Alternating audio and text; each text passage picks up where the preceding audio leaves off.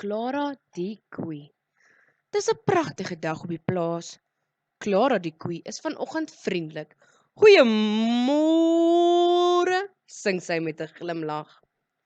Hoe kry jy dit reg om elke oggend so vriendelik te wees? Vra Clara se maats. Ek's altyd vriendelik. Moo moo.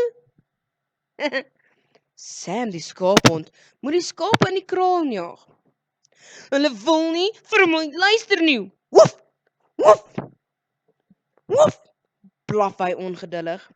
Jy moet net vriendelik wees, Sam, sê Clara. Kom skape, kom, roep sy. Julle gaan wen en julle gaan eerste in die kraal wees. Moo, moo. Voor die hoenderhokke kla die henne by Clara. Die kuikens wil nie op 'n piep, piep, piep, piep, piep nie. Ek sal met hulle speel, sê Clara met 'n glimlag. Sy buig laag af, sodat al die kuikens op haar rug kan klim. Moo, moo, sê Clara. Daardie aand kuier die plaasdiere almal saam in die skuur. Clara sorg dat sy met elke dier gesels. Jy is die vriendelikste koei op die plaas, Clara, sê die diere. Clara lag en voel net baie meer gelukkig.